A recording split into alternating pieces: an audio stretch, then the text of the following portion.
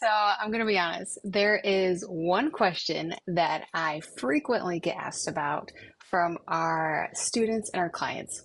Well, one bookkeeping question specifically that we get asked over and over, whether it's in DMs, conversations, wherever it is. So I wanted to hit on that so you know exactly what to do if you are caught in this situation.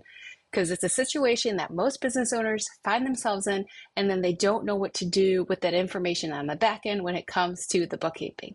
Now, fair warning, it is not thrilling, it's not exciting, but it will save you money when it comes to your taxes at the end of the year. So definitely worth looking into. But if you are new here, you don't know who I am, my name is Katrina. My business partner Cheryl and I own Empower to Profit, where we work with small business owners just like you to help put more of their profits into their personal pocket. So let's hop into QuickBooks so you can learn what I'm talking about. Okay, so a couple things I want to recap before we hop into QuickBooks. So I want to go over again what a tax deduction is, because that's what the topic is today. And so a tax deduction is something that you can do to reduce your taxable income at the end of the year. So if you purchase something for the business, you can reduce your income by the cost of that expense, and it reduces your tax liability that you have to pay at the end of the year. So the situation often comes up when the business owner by accident, or they just grab their own credit card or something like that, and they purchase a business expense on their personal credit card, and then they need to get credit for that business expense, but they don't know how to get it into their QuickBooks file because it was purchased on a card that was not connected to QuickBooks. So I want to go ahead and hop in and show you exactly how you can record that. Super easy. It will probably take you 10 seconds to record it in your QuickBooks file, and then it's already accounted for, so you don't have to think about it anymore. So here we are in QuickBooks. This is a dummy account that we use for trainings. So you're going to come over here to this new button, click on it. You're going to hit journal entry, and then that's going to bring you a clean journal entry that we can go ahead and fill in. So you want to make sure the journal date is the date of the transaction, and then journal entry number.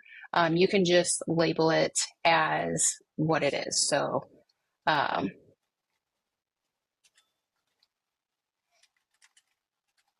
business expense paid on personal. So not really that important. This is the important part down here is when we're looking at the accounts. So in the first line here is where you are going to document the expense that you made. So let's just keep it simple and say it was a travel expense and you paid for a hotel.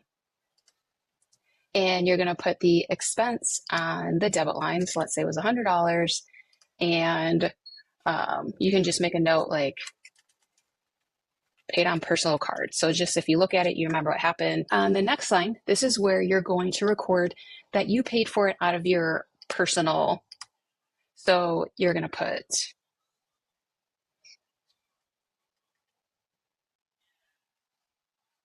owner's draw or owner investment, however your books are set up. And then you'll see that QuickBooks automatically pre-fills the credit line for you.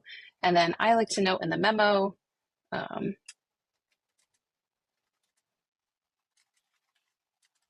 paid for on personal card.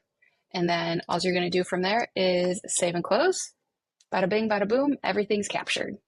And that's it, easy peasy. Now the expense is captured in your QuickBooks file. So when you look at your profit and loss report, it will come up on that report so you can see it for monthly financial decisions. And then it will also be in your reports for when you file your taxes. I hope that was helpful for everybody. And as always, cheers to profit.